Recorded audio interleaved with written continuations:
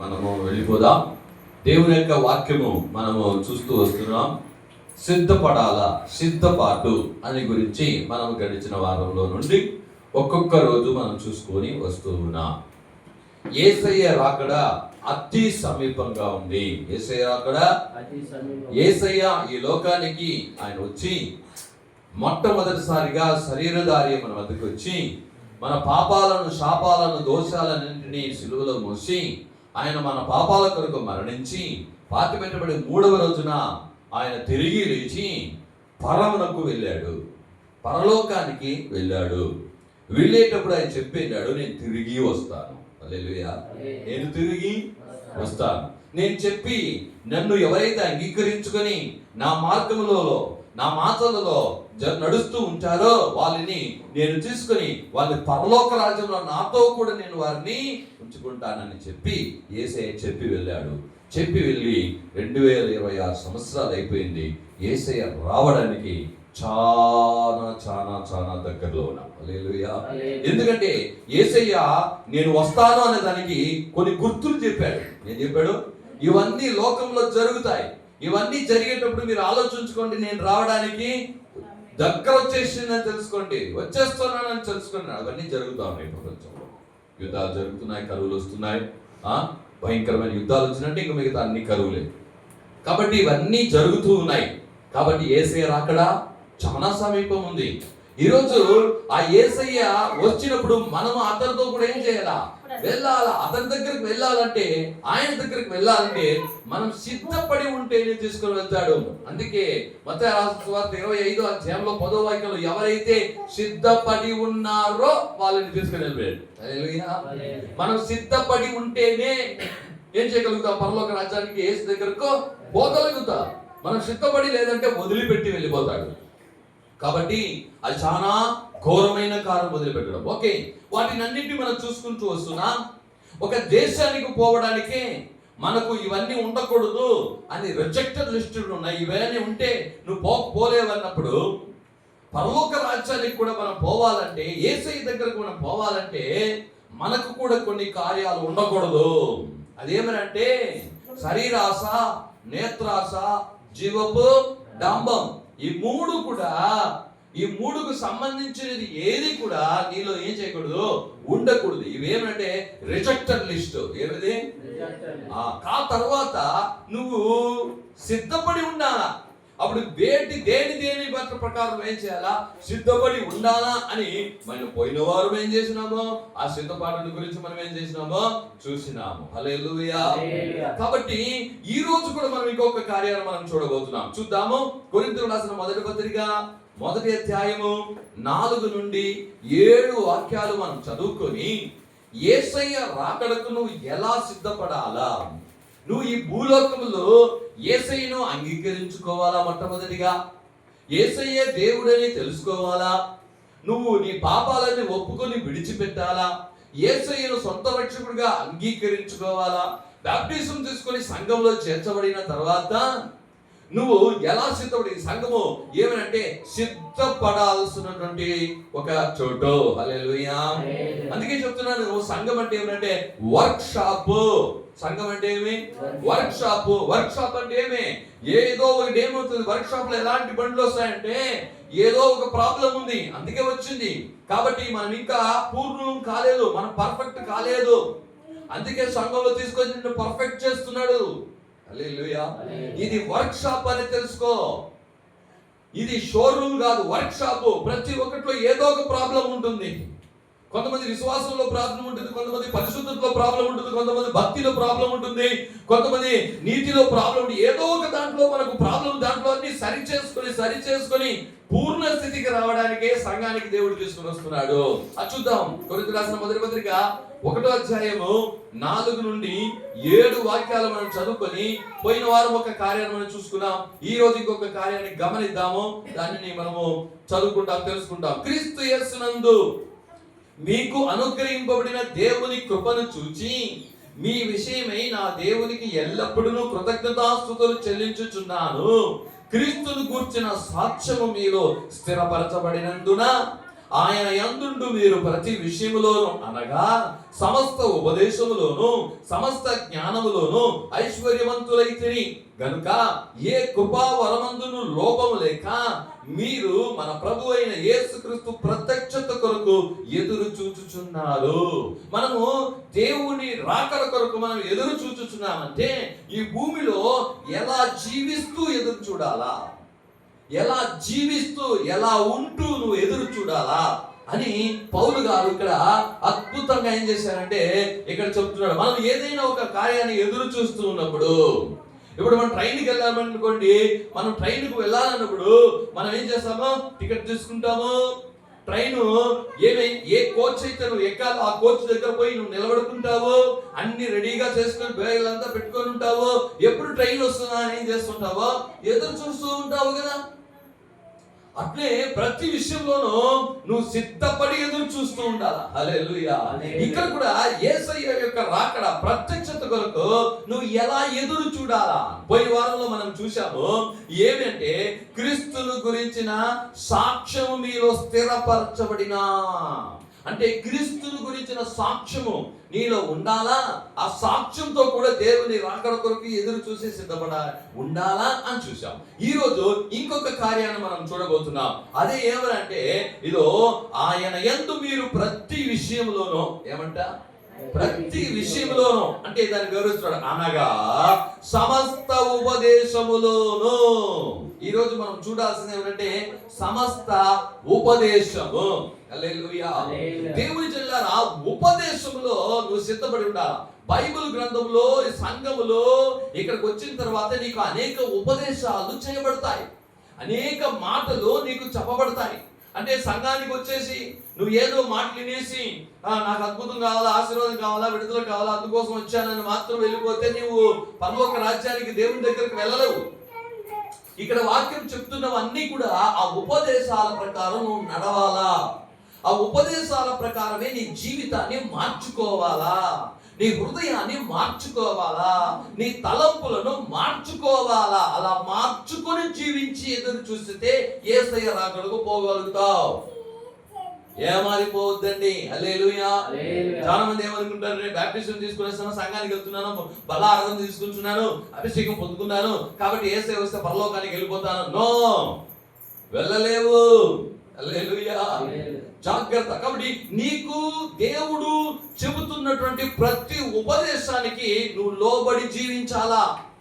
ఆ ఉపదేశమే నీ లైఫ్ గా మారాలా, నీ లైఫ్ స్టైల్ గా మారాలా. ఇప్పుడు ఆ ఉపదేశాల గురించి మనం కొంచెం చూస్తాం. ఎన్ని ఉపదేశాలు నువ్వు విన్నావు, నువ్వు రక్షించబడ్డావు, ఎన్ని ఏళ్ళైంది రక్షించబడి, ఎన్ని ఉపదేశాలు విన్నావు, అన్ని ఉపదేశాలు బట్టి నువ్వు చేస్తున్నావా, ఆ ఉపదేశంలో నిలబడి ఉన్నావా. ఇది చాలా ముఖ్యం. ఉపదేశం వినడం మాత్రం కాదు, విని గ్రహించి దాన్ని చేస్తూ దాంట్లోనే నిలబడి ఉండాలి చివరి వరకు, ఆ ఉపదేశంలోనే. అప్పుడుదా దేవుని రాకడకు నువ్వేం చేయగలుగుతావు, ఎత్తబడతావు, వెళ్ళగలుగుతావు. రైట్. ఉపదేశాన్ని గురించి మనం చూద్దాము. అపోస్తల కార్యములు 2వ అధ్యాయములో ఆ వాక్యం ఒక రాయబడి 2:42 వాగ్దాన వచనం. అపోస్తల కార్యములు 2వ అధ్యాయము 42వ వాగ్దాన వచనం. వీరు అపోస్తల బోధ యందును సహవాసమందును రొట్టె విరుచుట యందును ప్రార్థన చేయుట యందును ఎడతెగక ఉండిరి. ఒకటి బాగా తెలుసుకోవాలా, ఏ ఉపదేశాలు ఉండాలా. ఈ దినాలలో చూస్తే ప్రపంచం అంతటా భయంకరమైనటువంటి ఉపదేశాలు చేస్తున్నాయి. దేవునికి వాక్యానికి విరోధమైనటువంటి ఉపదేశాలు వస్తున్నాయి. అందరినీ మోసపరిచేటటువంటి ఉపదేశాలు వస్తున్నాయి. ఈరోజు దేవుడు ఇక్కడ స్పష్టంగా చెప్తున్నారు, ఎవరైతే రక్షించబడి సంఘములో చేర్చబడినారో అపోస్తుల యొక్క బోధ, అదిదా మెయిన్. ఏమంట, అపోస్తుల యొక్క బోధ. అపోస్తులు ఏమైతే చెప్తారో అదిదా మెయిన్. అందుకే ఆ కాలంలో కొత్తగా దేవుని సంఘం ఏర్పడినప్పుడు అపోస్తులుగా ఉన్న వాళ్ళు డిసైడ్ చేస్తారు, వీని భక్తి కరెక్ట్ అయిన భక్త్యా, వీని విశ్వాసం కరెక్ట్ అయిన విశ్వాసమా, వీడి పరిశుద్ధత కరెక్ట్ అయినదా, వీని యొక్క కార్యము ఇతడు వరాలు పొందుకుంటున్నాడు అంటే ఇది కరెక్టేనా అని వాళ్ళు తేరి చూస్తారు. హల్లెలూయా. అందుకే అపోస్తలులు బోధ లోను ఉండాలా, వాళ్ళు చెప్పేది ఏదో అదిదాను వినాలా. ఈరోజు ఎవరో చెప్పేది వింటున్నారు, సంఘ విశ్వాసులే. సంఘములో నీకొక అపోస్తలుడు దూతగా దేవుడు సంఘంలో నీకు పెంచి ఉన్నాడు. సంఘములో చెప్పే ఉపదేశాలకు మాత్రమే నువ్వు లోబడి ఉండాలా. బయట ఎవరెవరో ఏదేందో చెప్తున్నటువంటి ఉపదేశాలు నీకు తెలియవు, అది కరెక్టో కాదో నీకు తెలియదు. ఇంకొకటి బాగా తెలుసుకోవాలా, సంఘములో ఎవరినైతే యేసుక్రీస్తు రక్తం చేత కడగబడి దేవుడు విశ్వాసిగా తీసుకొని వచ్చి లోపల పెట్టాడో, నీ సేవకుని మూలంగా ఏ ఉపదేశాలైతే నీకు ఇచ్చాడో ఆ ఉపదేశాలనే నీ దగ్గర లెక్క అడుగుతాడు. కానీ బయట ఎవరో ఉపదేశాలు చెప్పిన దాన్ని నీ దగ్గర లెక్క అడగడు. హల్లెలూయా. అర్థమవుతుందా? ఇక్కడ నీకు చెప్పిన ఉపదేశాలు ఏంటంటే నీకేమి చెప్పాలో దేవునికి తెలుసు, నీకే ఉపదేశం చేయాలో దేవునికి తెలుసు. ఆయన నీకిచ్చిన దూతగా, నీకిచ్చిన ఒక అపోస్తలుడుగా, నీకిచ్చిన ఒక సేవకుడుగా ఉన్నాడే, ఆ సేవకుని మూలంగా నీకు బోధిస్తున్న వాటిని నీకు లెక్క అడుగుతాడు. లోపడ్డావా, విన్నావా, గ్రహించావా అని అడుగుతాడు. ఈరోజు చాలా మంది ఎక్కడ తమను గలిబిలి చేసుకుంటున్నారంటే, ఎన్నో ఉపదేశాలు వస్తున్నాయి. వాడొకటి చెప్తున్నాడు, వీళ్ళొకటి చెప్తున్నాడు, వాళ్ళొకటి చెప్తున్నాడు, ఇదొకటి చెప్తున్నారు. ఇవన్నీ చూసి వాళ్ళు ఏం చేస్తున్నారు అంటే కన్ఫ్యూజ్ అయిపోతున్నారు. ఏది ఏంటో తెలియలే, ఏది ఎంత చేయాలో తెలియలే. అందుకే ఒకే ఉపదేశం. మనం ఏదైనా ఒక కాలేజీకి పంపిస్తే ఒకే కాలేజీగా పంపిస్తాం. ఆ కాలేజీలో ఏముంటాయి, పాఠాలు వేరే విధంగా ఉంటాయి. ఇంకొక కాలేజీకి నువ్వు పంపించావనుకో, ఆ పాఠాలు వేరే విధంగా ఉంటాయి. హల్లెలూయా. అలాగా దేవుని యొక్క జనులారా, మనం దేవుని యొక్క ఉపదేశములకు మనం ఏం చేయాలంటే లోబడి ఉండాలా. హల్లెలూయా. దేవుని ఉపదేశానికి మనం లోబడి ఉండాలా. కాబట్టి దేవుని వైపు చూద్దాము, ఆ మాటలు చూడండి. అందుకే అపోస్తలుల బోధయందు, అపోస్తలుల యొక్క బోధయందు, సహవాసమందు, రొట్టె విరుచుట యందు, ప్రార్థన చేయుటందు ఎడతెగక ఉండాలా. అంటే వాళ్ళు చెప్పే బోధనను వినాలా. ఎందుకంటే ఆ అపోస్తలులకు తెలుసు నీ యొక్క విశ్వాసం ఏంటో. హల్లెలూయా. నీ హృదయం ఏంటో చూద్దాము. అపోస్తల కార్యములు 8వ అధ్యాయములో ఒక మాట, అపోస్తలులు ఏం చేశారంటే, ఒకడు యేసుక్రీస్తు దగ్గర అపోస్తలుల దగ్గరకు వచ్చినప్పుడు చూద్దాం, ఆ మాట చదువుదాం. 8వ అధ్యాయంలో అపోస్తల కార్యములు 17 నుండి 20 వరకు. అప్పుడు పేతురు యోహాను వారి మీద చేతులుంచగా వారు పరిశుద్ధాత్మ పొందిరి. అపోస్తలులను చేతులుంచటం వల్ల పరిశుద్ధాత్మ అనుగ్రహింపబడిన సీమోను చూచి వారి ఎదుట ద్రవ్యం పెట్టి, నేనును నా మీదను చేతులుంచుదురో వాడు పరిశుద్ధాత్మ పొందినట్లు ఈ అధికారము నాకు ఇవ్వమని అడిగాను. అందుకు పేతురు, నీవు ద్రవ్యమిచ్చి దేవుని వరమును పొందువని తలంచుకొనిచున్నావు. నీ వెండి నీతో కూడా నశించును. నీ హృదయము దేవుని ఎదుట సరి అయినది కాదు గనుక ఈ కార్యములకు నీకు పాలు పంపు. హల్లెలూయా. ఈ సీమోను రక్షించబడ్డాడు, సంఘంలో ఉన్నాడు. పేతురు ఆ సంఘానికి వచ్చాడు. ఆ సంఘానికి వచ్చినప్పుడు ఎవరి మీద చేతులు పెట్టి వారికి పరిశుద్ధాత్మ వస్తుంది. ఏమే పరిశుద్ధాత్మ వస్తుంది. ఈయన కూడా చూసాడు, ఎవరి మీద పెట్టి వాళ్ళకి పరిశుద్ధాత్మ వస్తుంది, ఆ వరం నాకు కూడా కావాలా అని డబ్బులు తీసుకొని ఇచ్చాడు. ఏం చేశాడు, ఈ డబ్బులు తీసుకొని ఆ వరం నాకు ఇవ్వు.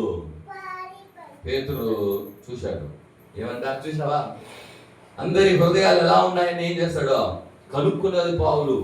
అందుకే అపోస్తల బోధ యందు ఉండాలా, సంఘం యొక్క బోధ యందు ఉండాలా. హల్లెలూయా. కాబట్టి అక్కడ చెప్తున్నాడు, నీ హృదయము దేవుని ఎదుట సరి అయినది కాదు. నీ హృదయము దేవుని ఎదుట సరి అయినది కాదు. అందుకే అపోస్తల యొక్క బోధ కింద ఉండాలా. అపోస్తల యొక్క బోధ కింద నువ్వు నీ విశ్వాసం అనేటువంటి జీవితాన్ని కట్టాలా. అది మాత్రమే దేవుడు అంగీకరిస్తాడు.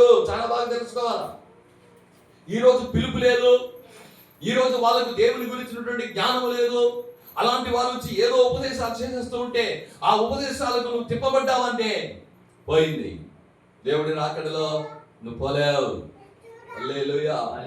దేవుడు నీకు ఇచ్చినటువంటి సంఘములో ఏ సంఘం అయితే బాప్టిజం తీసుకున్నావో, ఏ సంఘాన్ని అయితే దేవుడు నీకు ఇచ్చాడు, ఏ సేవకుడు అయితే నీకు ఇచ్చాడో అక్కడే నిలబడి అతడు చెప్పే బోధల యందు నీవేం చేయాలా, లోబడి జీవించాలా. గలాతీయులకు రాసిన పత్రిక 1వ అధ్యాయంలో 6వ వాగ్దాన వచనాన్ని మనం చదివినప్పుడు అపోస్తలుడైన పౌలు గారు ఆ గలాతీయుల్లో ఉన్న వారిని చూసి గద్దిస్తున్నాడు. చూద్దాము. గలాతీయులకు రాసిన పత్రిక 1వ అధ్యాయము 6వ వాక్యం.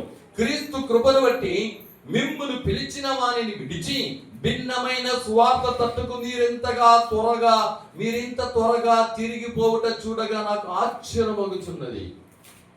వాళ్ళకి పౌలు గారు వచ్చి అపోస్తలుడు అయినా వాళ్ళు వచ్చి ప్రసంగం చేసి సువార్త ప్రకటిస్తే ఎవరో తెలియని వాడు వచ్చి ఏదో ఒకటి చెప్పేస్తే ఆ బోధ పక్క తిరిగేశారు. ఏమంట?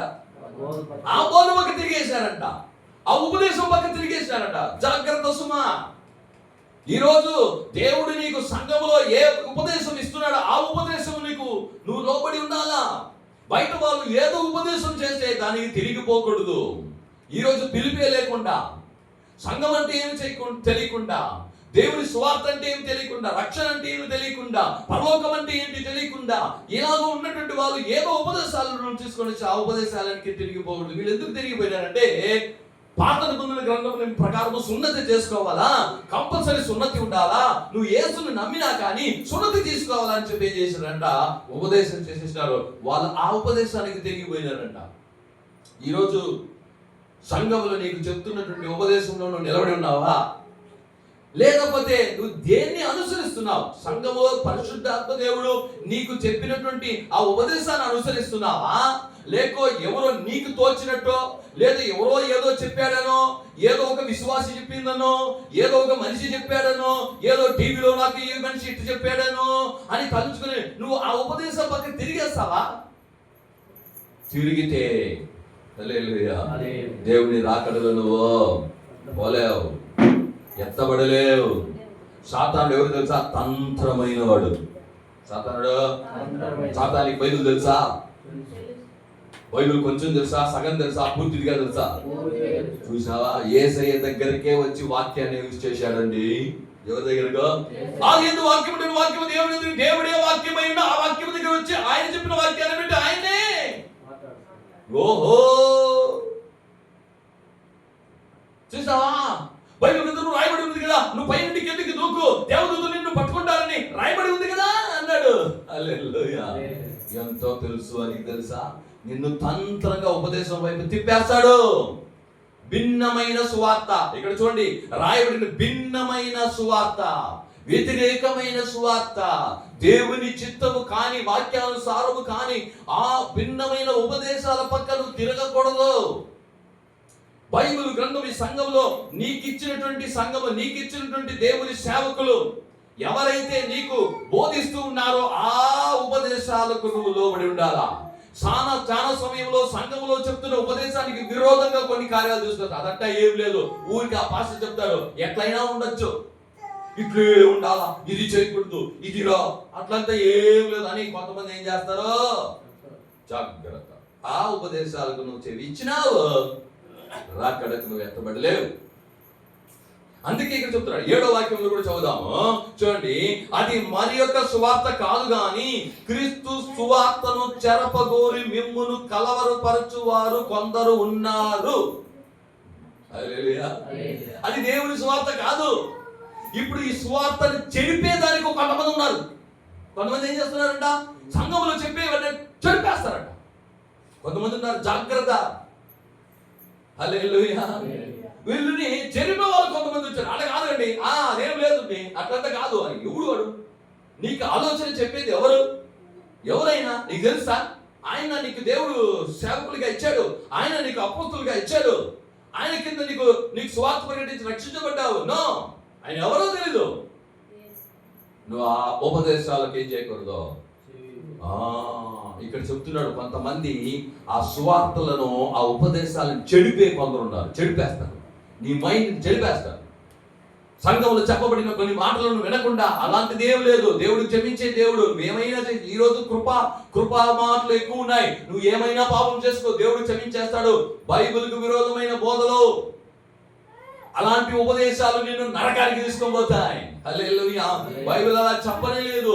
పౌలు గారి గలాతీయుల వాళ్ళకు తిడుతున్నాడు, అయ్యా మేము ఎంతగా మేము ఏం చేసినామో సువార్త చెప్తే భిన్నమైన సువార్తతో ఇంత త్వరగా మీరు తిరిగిపోయినారు. హల్లెలూయా. అని ఏం చేస్తున్నారంటే వాళ్ళని గురించి చెప్తూ ఉన్నారు. ఆమేన్, హల్లెలూయా. 2 తిమోతి రాసిన పత్రిక 4వ అధ్యాయము 15వ వాక్యం చదివితే ఈ చివరి దినాలలో జనాలు ఎలా ఉన్నారు అని చూస్తున్నారు. 4వ అధ్యాయంలో 2 తిమోతి 4వ అధ్యాయంలో చూసుకున్నట్టయితే 15వ వాక్యంలో మనం చూసుకున్నట్టయితే అపోస్తలుడైన పౌలు గారు ఒక మాట చెప్తున్నాడు. చూడండి 15వ వాక్యము. అతని విషయమే నీవును జాగ్రత్తగా ఉండము, అతడు మా మాటలను బహుగా ఎదిరించెను. ఎవరంట? ఆ 14వ వాక్యంలో చెబుతా, అలెగ్జాంద్రు అను కంచరివాడు నాకు చాలా కీడు చేసిన. అపోస్తలుడు పౌలు చెప్పిన మాటలను ఎదిరించారంట. ఏం చేశారంట?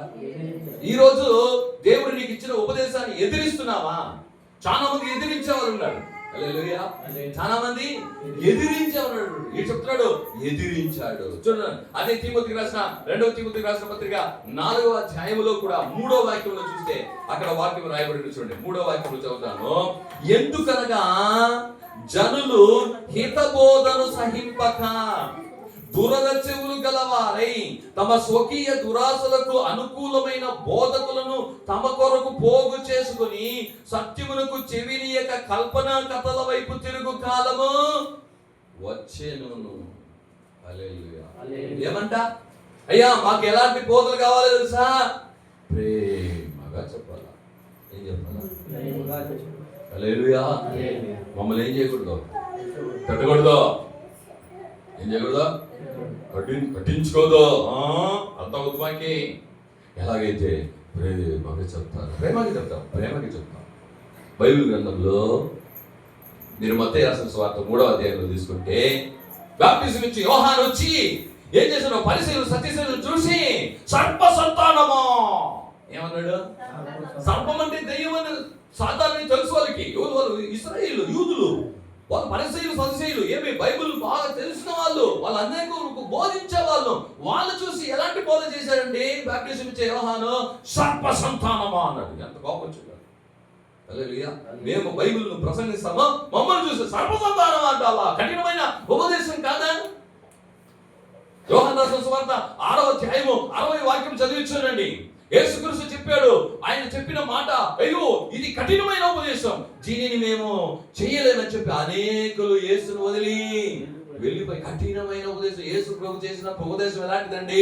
కఠినమైన ఉపదేశం. యోనాను పంపించాడు నినవే పట్టణానికి. మీరు చేసింది అక్రమం, దేవుడు అగ్నిని మమ్మల్ని ఏం చేస్తాడు? నాశనం చేస్తాడు. కఠినమైన ఉపదేశం. ఇంకా ఏరేమని చెప్పడానికే కాదు.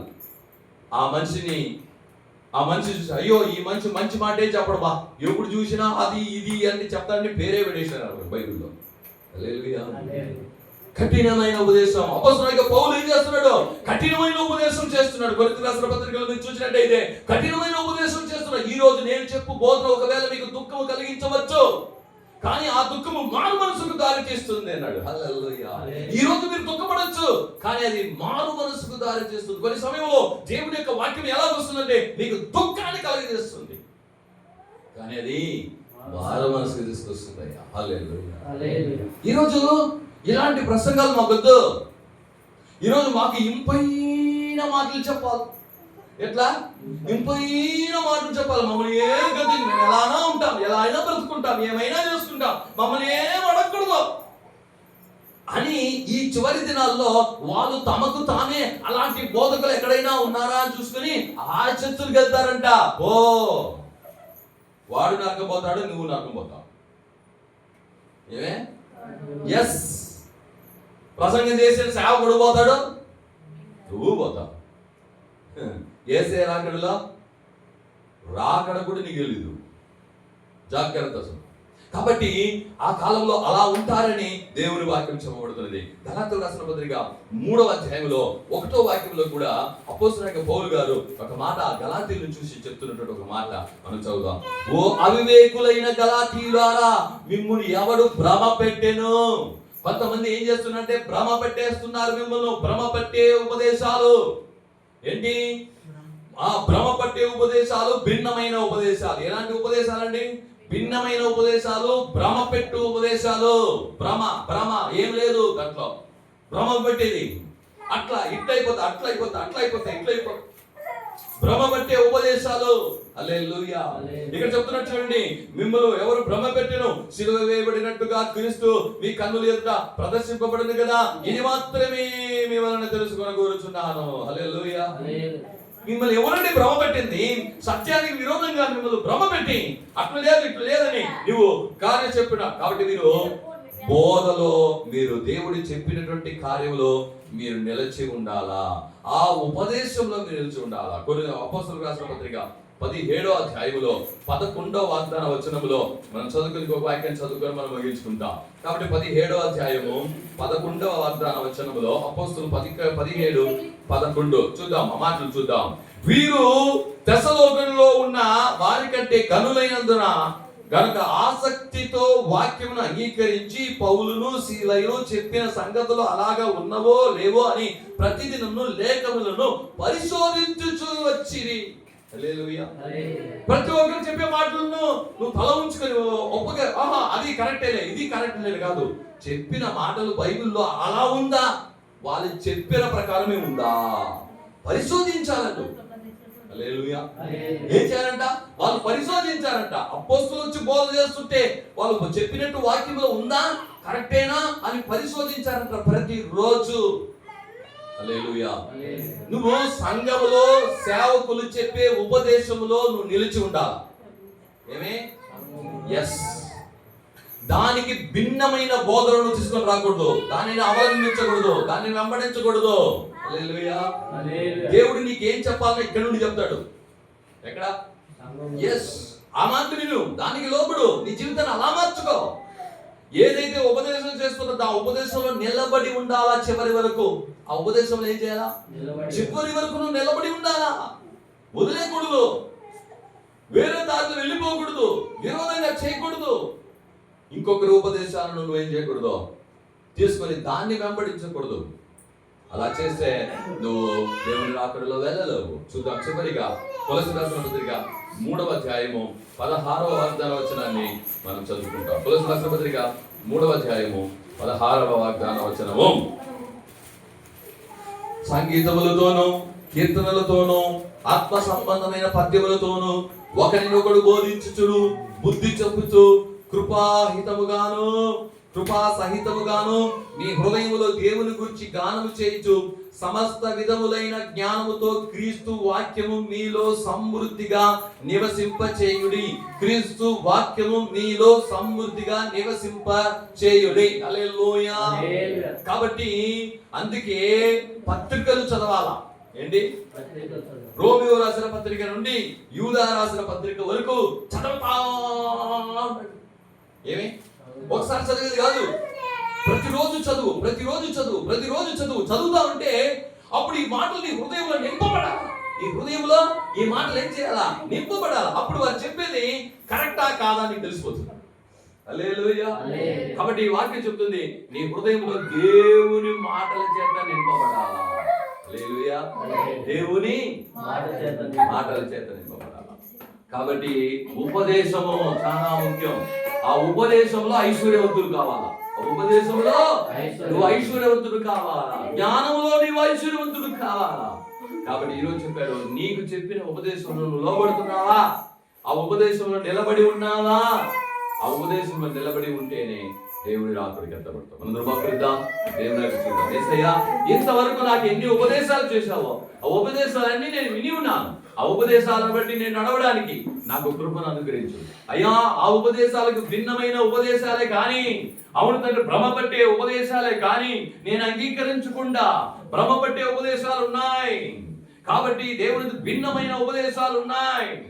నీకు దేవుడిచ్చిన సంఘములో, నీకు దేవుడిచ్చినటువంటి సేవకుల మూలంగా దేవుడు మాట్లాడుతున్న ప్రతి మాట, ఆ ఉపదేశాలను విని వదిలేయకూడదు. ఆ ఉపదేశాలు బట్టి నీ జీవితాన్ని మార్చుకోవాలా, నీ హృదయాన్ని మార్చుకోవాలా, నీ తలపులను మార్చుకోవాలా, దాంట్లో నిలబడి ఉండాలా.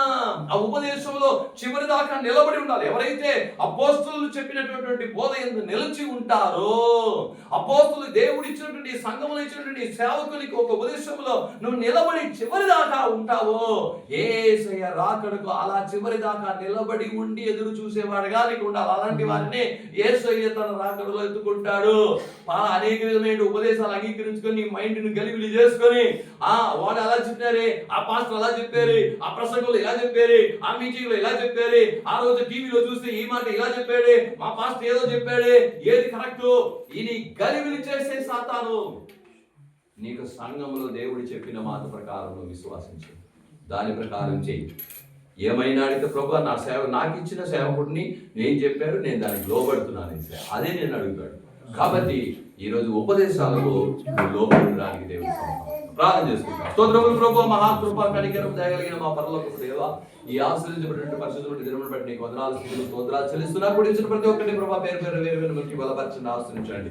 యేసయ్య ఈ రోజు తండ్రి నీ రాకడకు మేము సిద్ధపడి ఉండాలి. కొరింథీ రాసిన మొదటి పత్రిక 1వ అధ్యాయం 4 నుండి 7 వరకు ప్రభువా స్తోత్రం, అవును క్రీస్తుని గురించిన సాక్ష్యము అన్నారు. సాక్ష్యముగా మేము ఉండాలి తండ్రి. రెండవగా చూసాను ఉపదేశంలో, అవును తండ్రి మేము నిలిచి ఉండాలి. అవును తండ్రి నీవు ఇచ్చినటువంటి ఉపదేశం, ఎలాంటి ఉపదేశాలు ప్రభా సంఘంలో దేవుడు అయ్యా నీవు పరిశుద్ధాత్మ చేత నింపబడి ఇచ్చినటువంటి ఆ యొక్క ఉపదేశాలకు అవునండి వారి చివరి వరకు లోబడి ఉండాలి తండ్రి. ఆ ఉపదేశాలను అంగీకరించాలి కానీ ఆ ఉపదేశాలకు విరోధంగాను ఒకవేళ ఉపదేశానికి భిన్నమైన ఉపదేశమైనను, అవును తండ్రి రాజు భ్రమపట్టే ఉపదేశమైనను ఎక్కడైనా వస్తే ఏది కూడా వినకుండా, అది మనకు అవసరం లేదు. మనకు మన సంఘంలో వచ్చినటువంటి దేవుని యొక్క వాక్యమైనటువంటి ఆ యొక్క ఉపదేశంలో మనం నిలిచి ఉంటాం అని చెప్పి, ఆ ఉపదేశం బట్టి మనం నడుచుకోవాలని చెప్పి, అప్పుడుదా యేసుకే రాకడలో మనం ఎత్తబడతామని చెప్పినట్టు రాజా, అలా మనం ఉపదేశంలో చివరి వరకు నిలబడి ఉండి సిద్ధపడి ఉండాలా అని చెప్పి మేము పిల్లలు గ్రహించి ఈ మాట వాళ్ళ హృదయంలో బలంగా క్రియేట్ చేయండి తండ్రి. ఏదైతే నాకు చెప్తున్నారు, ఎలా ఉండాలా, ఏం చేయాలా, ఏం చేయకూడదు, ఏం చెయ్యాలా, ఎలా ఉండాలా, ఏది మార్చుకోవాలా, ఏది తప్పు, ఏది కరెక్ట్ అని దేవుడు చెప్తున్న ఉపదేశాలన్నిటిని విని దానికి చెప్తున్న ఉపదేశం ప్రకారం ఒక్కొక్క రోజు తమ హృదయాలను మార్చుకుంటూ, ఆ హృదయాలను తలపులను మార్చుకుంటూ, వాళ్ళ లైఫ్ స్టైల్ మార్చుకుంటూ మారు మనసు పొందుతూ రాజా నీ రాకడకు సిద్ధపడి ఉండగల తండ్రి కృపణాన్ని అలా మీరు బిడ్డలను దీవించండి, ఆశించండి. ఇప్పుడు వచ్చిన బిడ్డలందరినీ దీవించండి. ఎవరైతే బలహీనంగా ఉన్నవారు బట్టి బలపరచండి. ఈ మంచి స్వస్థమైన ఆరోగ్యమైన ఈ వారం అంతా కూడా నీ కాపుదల వారికి ఉండండి. ఏ సాతాను శత్రువు క్రియలు ఏది కూడా ముట్టకుండా నీ ప్రభావాన్ని పిల్లలను కాపాడి నడిపించమని ఈ వాక్య వాళ్ళలో బలంగా క్రియ చేయండి. ఈ వాక్యం 30 60 100 ఫలమివ్వండి. దేవుడు చెప్పిన ఎన్ని ఉపదేశాలు చేశారు, ఆ ఉపదేశాలన్నీ విని విడిచిపెట్టుకోకుండా, బైబిల్ చెప్తుంది విన్న ఉపదేశం విడిచిపెట్టువాడైతే అవును తండ్రి నువ్వు అద్దంలో చూసి తిరిగి నిన్ను మర్చిపోయేలాగా ఉంటావు. అలాంటి వారిగా కాకుండా హెబ్రీ రాసిన 2వ అధ్యాయం సంపూర్ణ ప్రకారం వినబడినటువంటి ఉపదేశాలకు రాజా ఆమె విడిచిపెట్టకుండా అంటారు. అలా విడిచిపెట్టకుండా దాని ప్రకారం నడవడానికి మీరు బిడ్డలకు కృప చూపించాలి. ఎన్ని ఉపదేశాలు విన్నారు, ఆ ఉపదేశాల ప్రకారం చివరి వరకు నడిచే బిడ్డలకు మార్చండి. ఈ రోజు కూడా ఆ ఉపదేశాలకు భిన్నమైన ఉపదేశం కానీ, ఆ ఉపదేశాలకు రాజు భ్రమపట్టే ఉపదేశాలు కానీ వారు తోసివేసి తీసేసినట్టు ఇక మీద ఏది నాకు అవసరం లేదు. నా సంఘంలో నా దేవుని సేవకుల మూలంగా నాకు చెప్పిన మాట ప్రకారమే నేను లోబడి జీవిస్తానని చెప్పి, అవును తండ్రి అది కష్టమైన, బాధ అయినా, కన్నీరైన, పోరాటమైన, అయ్యో ఇది కష్టమైనా సరే అదే అలానే ఉండాలా. దేవుడి వాక్యం చూపించారు, అలా జీవించడానికి దాన్ని సాధించాలి. అలా చేసినందుకు వదనాలు అనిపించండి. కుడి ఒక్కొక్కరిని దీవించండి. వారం జరిగే అన్ని కుడికలు ఆశించండి, సమాధానం చేయండి, అభివృద్ధి చేయండి. అలా చేసినందుకు వదనాలు అనిపించండి. పెద్ద గొప్ప కార్యం చేయమని మన ప్రభువు రక్షకుడైన యేసుక్రీస్తు నామమున అడిగి వేడుకొనుచున్నాం తండ్రి, ఆమేన్. నా ప్రాణమా యెహోవాను సన్నతించు, నా అంతరంగ సమస్తమైన పరిశుద్ధ నామాన్ని సన్నతించు. నా ప్రాణమా యెహోవాను సన్నతించు, ఆయన చేసిన పునార్ములో దేనిని మరొకడు. ఆమేన్, ఆమేన్, ఆమేన్. సమస్త స్తుతియు, సకల ఆశీర్వాద, సమస్త స్తుతియు, సమస్త ఘనతయు, సమస్త మహిమయు సైన్యములకు అధిపతికి యెహోవాకి, కుమారుడైన యేసుక్రీస్తుకి, పరిశుద్ధాత్మ దేవునికి యుగయుగములు కలుగును గాక.